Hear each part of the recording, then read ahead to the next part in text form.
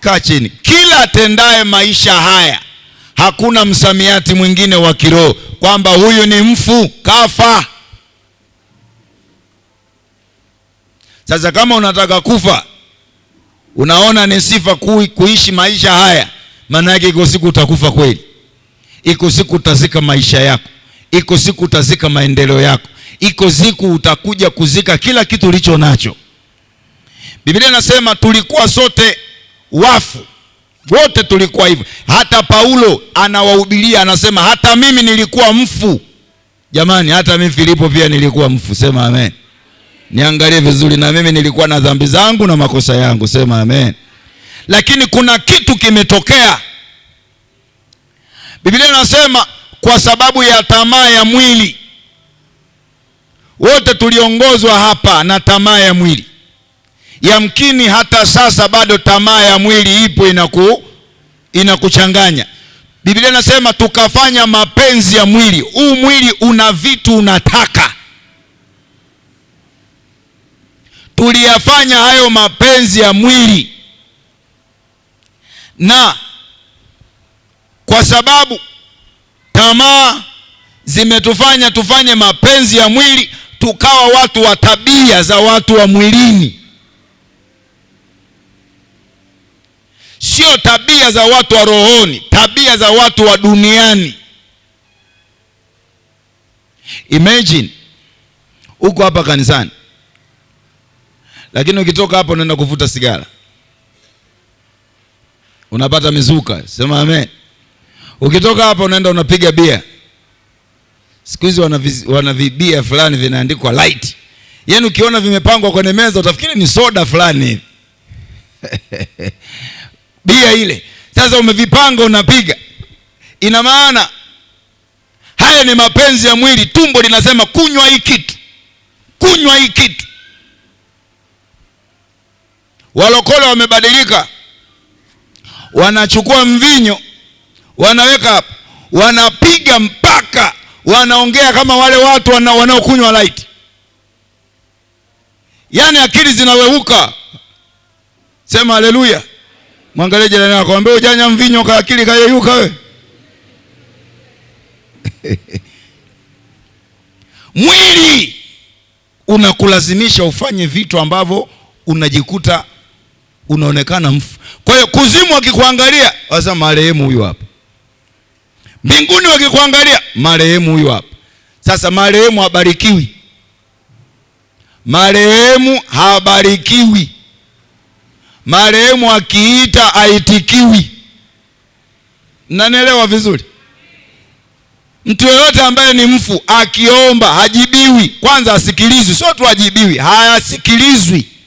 Unasema sasa mimi niko kwenye maisha ulokole haya muda mrefu, mbona ninamuita Mungu aonekane?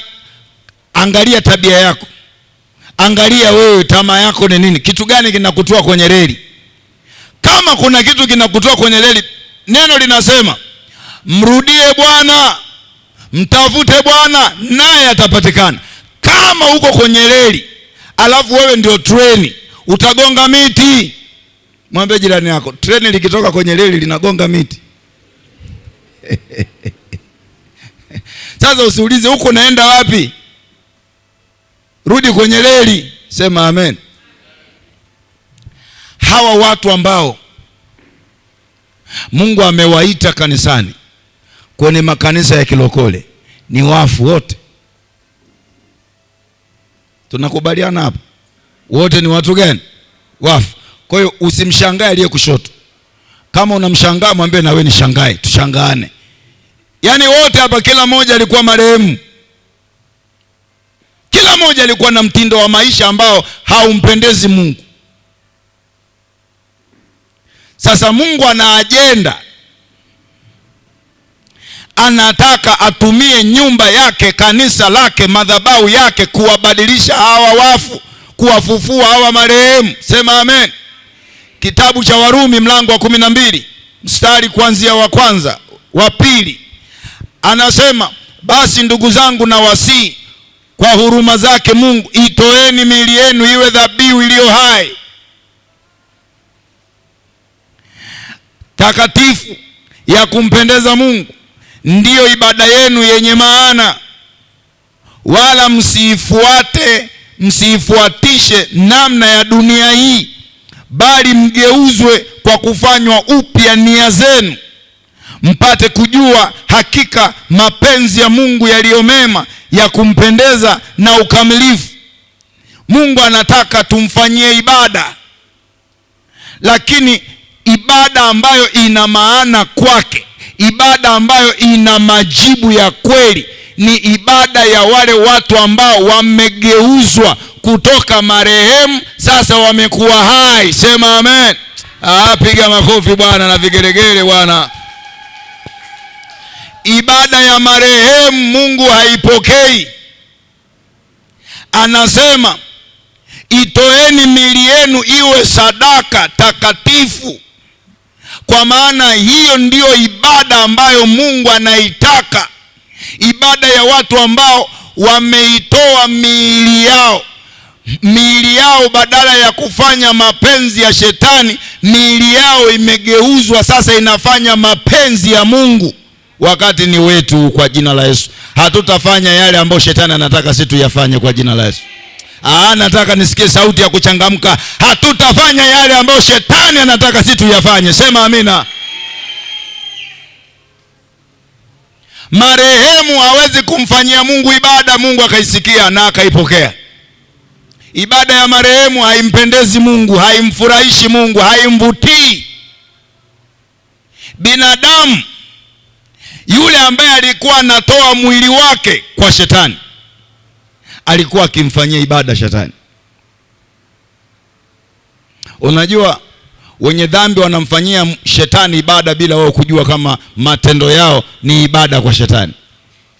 Kwa sababu Biblia kuna mahali nasema tulitoa miili yetu, viungo vyetu kwa nani? Kwa shetani. Kwa hiyo wakati tunatoa tulikuwa tunafanya ibada. Hapa neno linasema itoeni miili yenu iwe sadaka takatifu mbele za Bwana. Anasema kwa maana hiyo ndio ibada. Kwa hiyo mwili unapoutoa, unautolea wapi? Unapofanya mambo ambayo ni anamfanya shetani afurahi, maana yake unafanya ibada. Kama anafurahi, maana yake unamfanyia ibada. Kama anakasirika kwa matendo yako, ina maana hakuna ibada. Chochote unachokifanya kwa Mungu akafurahi, ina maana unamfanyia ibada. Sema amen. Si naeleweka hapo?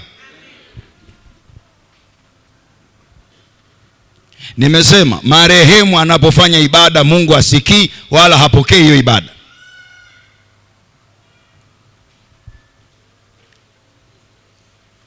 Lakini mchakato huu Mungu ameuweka yeye mwenyewe. Anasema tunaokolewa kwa neema. Kwa hiyo Mungu anashusha neema iwaendee watu wote ambao mioyo yao inatamani kurithi uzima wa milele. Kisha inakuja huruma yake. Unajua iko hivi. Imagine uko hapo barabarani unataka kusafiri. Unaona magari yanapita, pikipiki zinapita, bajaji. Unasimamisha hivi. Labda nitapata lifti. Unaona gari linapita fya. Unasimamisha lingine. Gari linapita fya. Ina maana yule mtu hana huruma na wewe. Ukiona unasimamisha gari na anasimama ili akusikilize ama akubebe, ina maana huyo ana huruma na wewe. Sema amen. Sema haleluya. Kwa hiyo Mungu ana huruma kwa kila mmoja anayeita. Yaani wewe ni kama yule abiria yuko barabarani pale anapunga mkono anataka gari lisimame. Yeyote ambaye anasimama kusimamisha gari la Bwana, anamwambia Bwana, na mimi nataka kubebwa, mimi sina wa kunibeba, naomba unibebe. Yeye anasema huruma yangu nimeishusha, niko tayari kukubeba. Sema amena. Makofi mengi namna hii. Kwa hiyo hivi ndivyo ilivyo. Anapoishusha huruma yake, anataka akubebe, akuingize kwenye safina yake, akuingize kwenye usafiri wake, ili kule unakoenda aweze kukusindikiza ufike. Na hili tendo, labda nikuulize kitu. Nitolee tu mfano wa gari. Imekuja gari ya maana sana hapo nje, nzuri, hujawahi kupanda. Ukiingia mule ndani utakutana na AC baridi.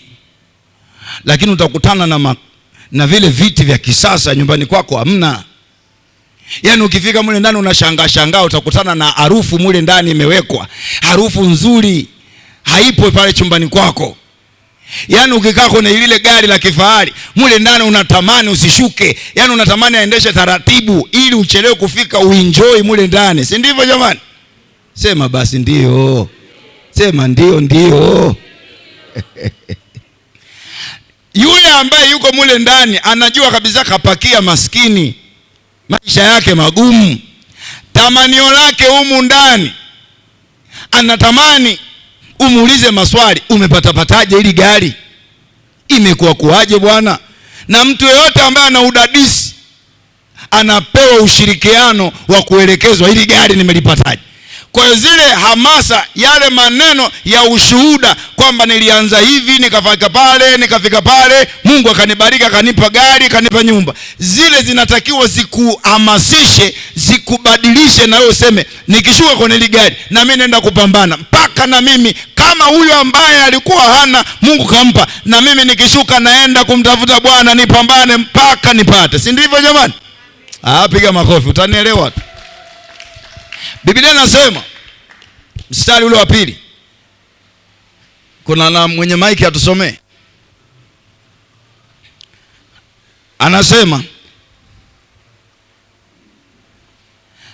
Anasema wala msiifuatishe namna ya dunia hii, bali mgeuzwe kwa kufanywa upya nia zenu, mpate kujua hakika mapenzi ya Mungu yaliyo mema, ya kumpendeza na ukamilifu. Ajenda iko hapa. Umekaa kwenye lile gari, umetoka, akili yako inatakiwa ibadilike, mtazamo wako unatakiwa kubadilika, kwamba nimekutana na mtu anamiliki gari. Kwanza akiendesha gari wala haongeongei, katulia tu hivi. Inawezekana wewe toka umeingia mule ndani wewe ndio unamuongelesha yeye, wala hakuongeleshi. Watu ambao wameinuliwa siku zote hawanaga maneno mengi, ni wastaarabu. Ila watu walioko chini, angalia jirani yako, mwambie watu walioko chini kelele.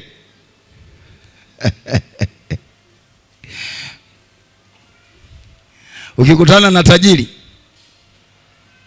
utaangalia namna anavyokula, namna anavyoongea, namna anavyotembea, namna anavyovaa. Kama unatamani kufanana na tajiri, utajifunza tabia za tajiri zote, alafu utaanza kubadilika tabia moja baada ya nyingine. Kule kunaitwa kugeuzwa, transformation, changes. Kinachobadilika ni nini pale? Akili, mtazamo, hata utamaduni unabadilika. Kingine kinabadilika nini? Tumaini. Unasema kama huyu historia yake inaeleza kwamba amemaliza tu darasa la 7 wala hajafika form 4, darasa la 7, lakini leo anaishi maisha mazuri. Kwa hiyo unaweka tumaini kwamba hata mimi kwa jina la Yesu lazima nitabadilika, lazima maisha yangu yatabadilika. Yaani lazima mtazamo ugeuke. Ndivyo ambavyo Mungu anavyotaka tunapokuwa kanisani. Anatamani hivi, neno la Mungu linapohubiriwa, injili inapofundishwa, watu wapate kusikia, kisha wakishasikia wayatamani hayo mambo ya mbinguni, wayatamani mambo ya rohoni, wayatamani mambo ya imani, watamani kuishi kitakatifu. Yaani watamani mambo ya mbinguni tu, mambo ya baraka tu. Waseme sitaki kulaniwa tena, mimi sitaki kupigwa fimbo na Mungu tena, mimi sitaki kile na kile, sitaki kifo. Kwa hiyo wanageuka kulingana wanavyofundishwa, wanageukia wapi? Kwenye mapenzi ya Mungu. Tamaa zao hazitakuwa tena kwenye mwili wala duniani, tamaa zao zinakuwa kwenye mapenzi ya rohoni, mapenzi ya Baba. Sema amina, sema amina. Wageuzwe hawa watu, wayajue mapenzi ya Mungu, wajue nia ya Mungu, wafanye hayo. Kama kanisa liwezi kukusaidia wewe kuacha dhambi, mawili: ni wewe una shingo ngumu, au anayekuhubiriwa hajatumwa. Mambo mangapi? Wewe una shingo ngumu, au mchungaji anayekuhubiria hajafanya nini? Hajatumwa. Kama kweli katumwa, watu lazima watageuka. Lazima watageuka bwana, watageuka. Na kama wageuki, hajatumwa, na kama katumwa amekutana na watu ambao na shingo nini ngumu. Wewe fikiri unakutana na binadamu, unaambia bwana hebu geuka nyuma, unamwona anageuka hivi.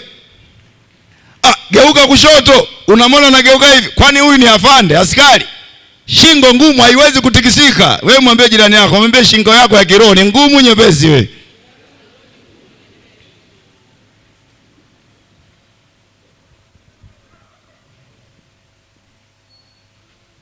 Ukiona unaambiwa, labda tuchukulie mfano, nakuja namwambia huyu mama, kuanzia leo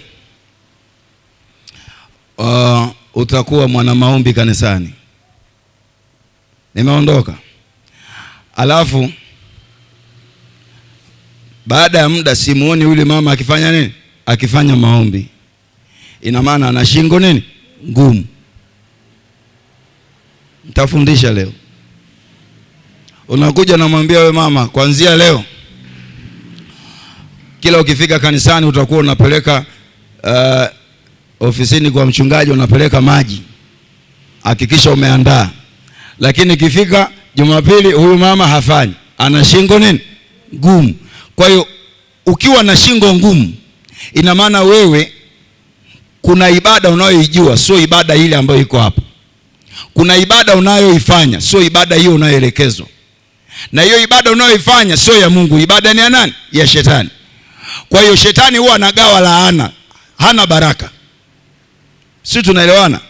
Sasa kwa kuwa ufanyi yale ambayo Bwana anaelekeza kupitia mtumishi wake, ina maana kuna unayoyafanya. Kwa hiyo wewe usitarajie kwenye hiyo nyumba kupokea neema, kupokea baraka wala thawabu, kwa sababu wewe haujapandwa kwenye hiyo nyumba. Kama ungepandwa kwenye hiyo nyumba ungezaa matunda.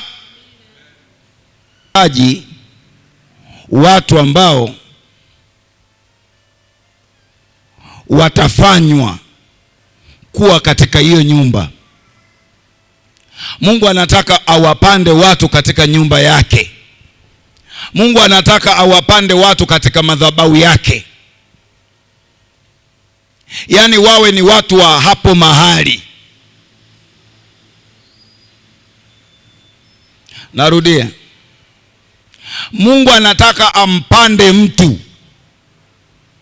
Na katika nyumba ya Bwana wa majeshi, nyumba ambayo ni nyumba kweli ya Mungu, hapo mahali wakipandwa watu, kitakachoonekana kwa kila mtu ambaye amepandwa kwenye hiyo madhabahu ni kitu kimoja tu, ustawi. Hebu sema ustawi. Sema ustawi. Yaani ustawi ni heshima anayopewa mtu aliyepandwa nyumbani kwa Mungu. Ustawi ni heshima anayokupa Mungu. Kama Mungu hajakustawisha wewe, hajakuheshimisha wewe. Sasa Mungu hamstawishi kila mtu, isipokuwa yule ambaye amepandwa nyumbani kwake. Nataka twende vizuri.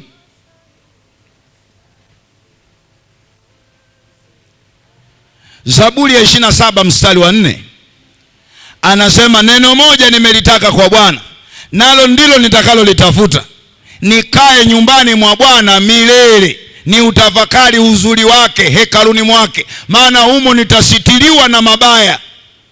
Neno moja nimelitafuta kwa Bwana. Baada ya kulitafuta kitu gani? Anasema nione uzuri wake, nikae hapo. Daudi alikuwa mfalme, lakini alikuwa mtoto wa Yese. Lakini alikuwa ni mdogo, ni ndugu wa familia. Alikuwa mjomba, aliitwa kaka, aliitwa shemeji, ila ni mfalme. Lakini hakuna cheo kilimfaa Daudi kama cheo hichi cha kuitwa nabii wa Mungu. Daudi alikuwa prophet, mtumishi wa Mungu. Hakujali kuwa mume wa mtu, hakujali kuwa kaka wa mtu, hakujali kuwa mtoto wa mtu, hakujali yeye kuitwa mfalme wa nchi. Yeye katika mambo yote alichokiona kina maana kuliko vyote ni kukaa nyumbani kwa Mungu, kwa sababu ufalme wake ulikuwa unatokana na madhabahu. Sema amen.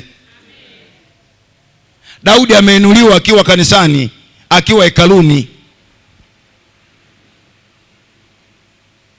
Na ndio maana Daudi anawashuhudia wengine, ananishuhudia mimi, anakushuhudia wewe, faida ya kuwa mtumishi wa Mungu, faida ya kuwa mwana wa Mungu, faida ya kuwa mcha Mungu, faida ya kuwa mwenye haki, kwamba yeye ambaye yuko kanisani, yeye ambaye yuko na mambo ya Mungu apandwe kweli kweli, kwa maana kuna faida. Ukipandwa nyumbani kwa Mungu lazima ustawi. Yeye amewahi kuona huo ustawi, anatuhubiria mimi na wewe. Nataka nikwambie, mhubiri mzuri ni yule ambaye ameuona uzuri wa Mungu. Yuko mtumishi mmoja amekufa mwaka jana, ni baba, Nigeria. Amekufa na utukufu wake. Siku moja alikuwa yuko kanisani anafanya kazi, kashika mic anahubiri. Akatokea kijana mmoja. Ile kijana alikuwa anaonekana mwili kanisani, lakini alikuwa na la kwake, alikuwa ni jambazi. Akamfuata alipo, akamtolea bastola, akamwekea hapo kwenye tumbo. Akamwambia, naomba wallet yako. Mtumishi wa Mungu akamwambia, wallet nikupe wewe ya nini? Akamwambia, mimi nimezoea kuchukua pesa za watu, kwa hiyo ukinizuilia wallet yako na kufiatua hapo unakufa. Mtumishi akamwambia, mimi siwezi kukupa wallet yangu, na kama unaona hiyo bastola inaweza ikanipiga mimi nikafa, just shoot. Jamaa akashoot, pap, amna. Shoot ya pili, pap, amna. Akasema labda kwenye mwili wake kuna shida. Piga chini, amna. Kupiga juu, amna. Kitu kinachofuata ni nini? Sikuokoka. Kinachofuata ni kuokoka. Hebu fikiri, huyu mtumishi wa Mungu, bastola zinaua binadamu wa kila namna, hata mfalme, awe rais, waziri, tajiri, kiwekewa hivi unakwenda. Lakini kwa mtumishi wa Mungu bastola iligoma. Sema amen. Mwambie jirani yako, mwambie kuna faida ya kuwa uweponi mwa Mungu. Mwambie tena, mwambie kuna faida ya kupandwa. Mungu anataka kuwapanda watu uweponi mwake. Nitaenda kuyasema mambo 7. Lakini kabla sijayasema, Yesu amezungumza katika kitabu cha Marko 4:20. Kuna mtu ana maiki? Naomba tusome Marko 4:20. Anasemaje?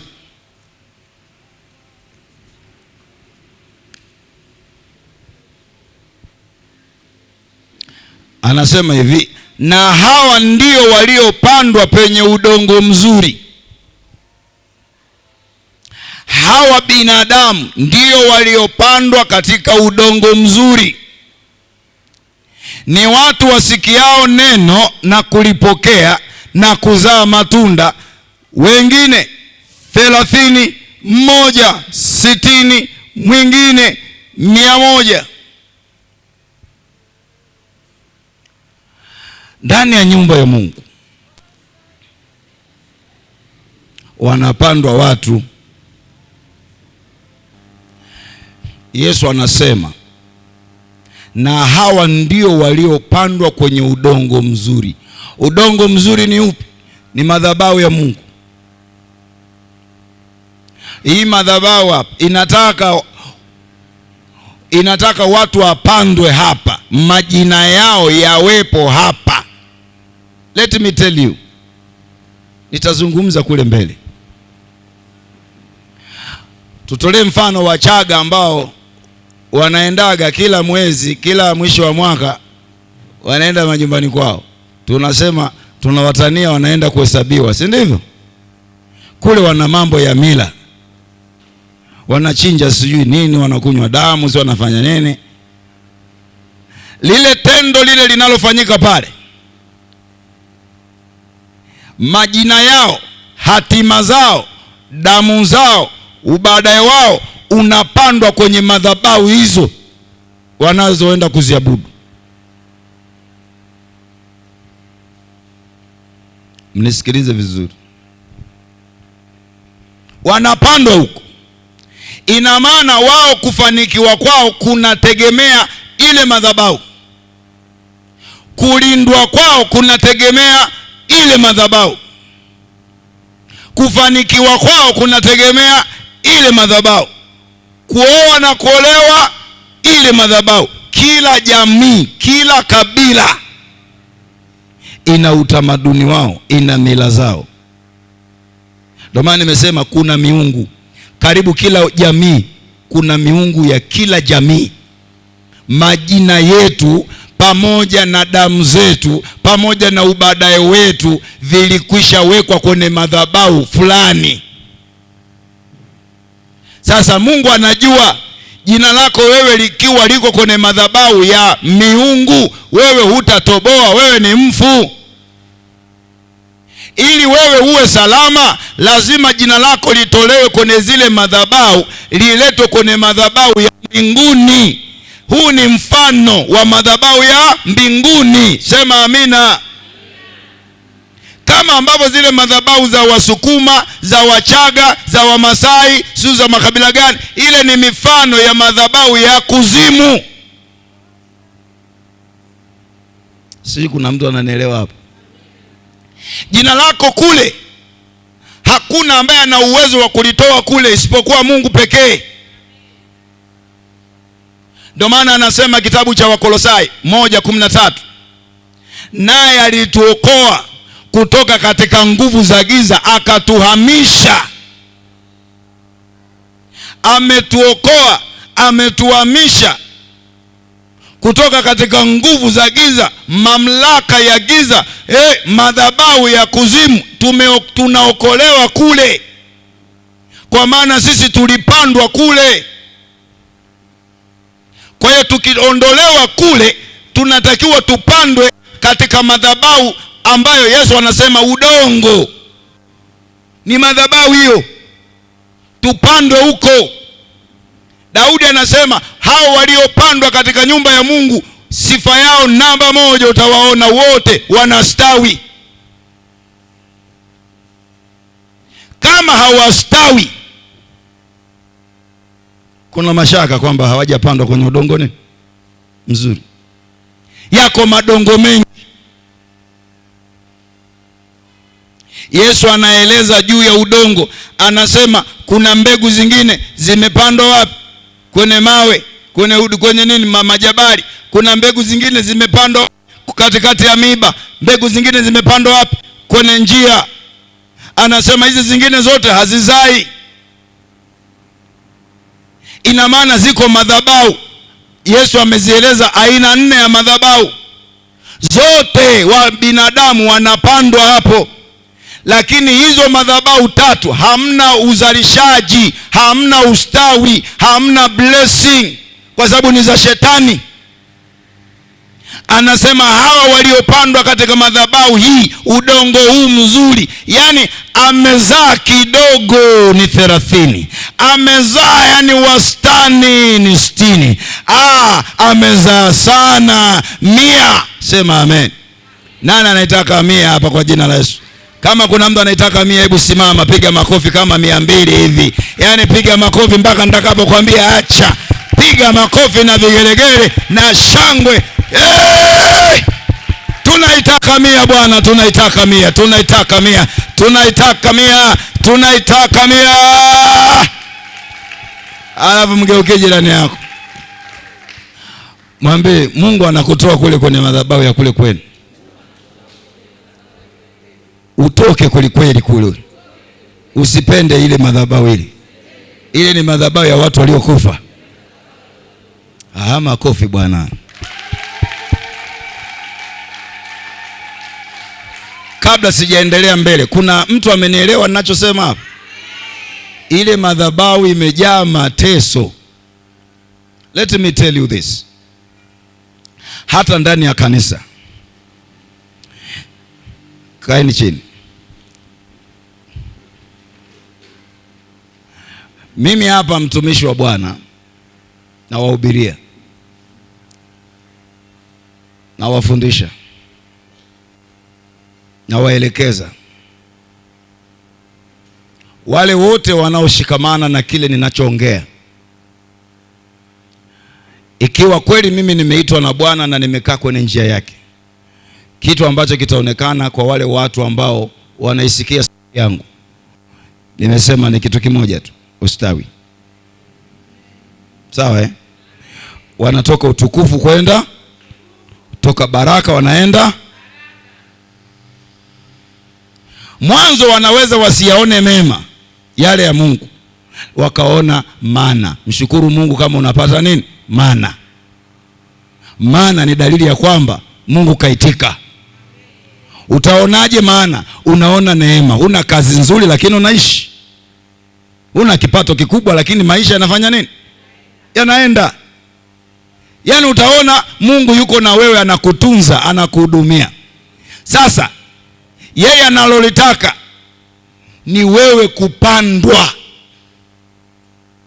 Yaani upandwe kabisa, uwe ni wa boma hii, upandwe kabisa, uwe ni wa nyumbani kwa Mungu. Hebu ngoja tusome tena, twende kitabu cha Efeso kabla sijanyoosha maelezo vizuri. Kitabu cha Efeso, Biblia inasema, natamani hapa kila mmoja afungue tusome wote.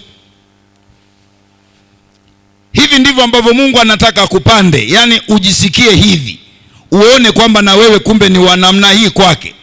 Efeso mlango wa 2.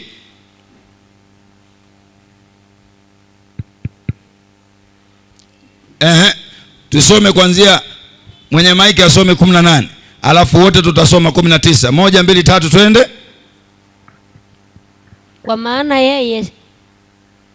Kwa maana yeye sisi sote tumepata njia ya kumkaribia Baba katika roho moja. Tumepata neema ya kumkaribia nani jamani?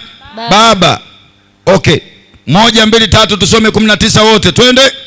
Basi sasa nyinyi wageni wala si wapitaji, ni watakatifu. Hawa watu wa huko hawa, ninyi nitawabariki leo. Mnanifurahisha. Hawa si wale wamelalaje? Na kwa jina la Yesu, haijalishi umelalaje, utafufuka leo.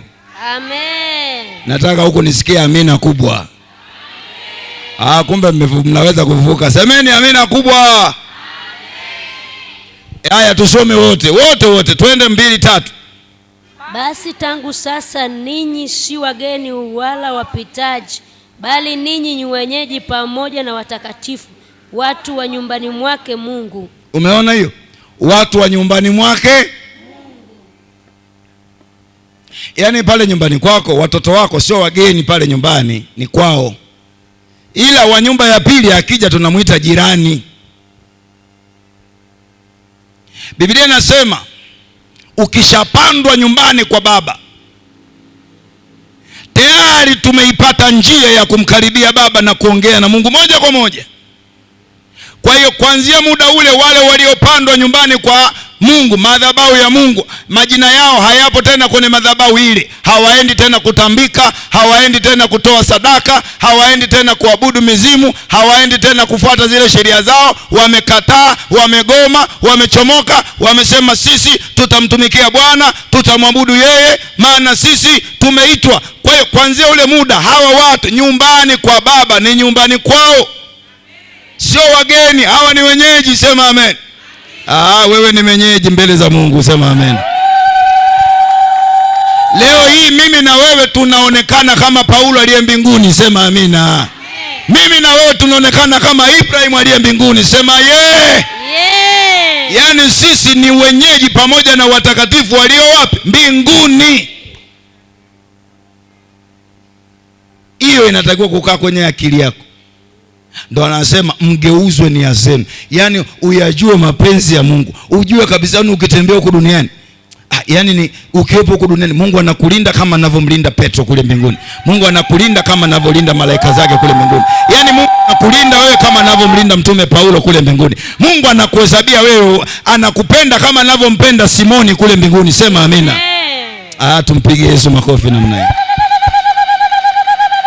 Akili yako ijue hayo. Wale walio mbinguni kule wamebarikiwa. Kwa hiyo mimi nikitembea nijione kabisa nimebarikiwa. Tena Biblia inasema ametubariki katika katika ulimwengu wa roho.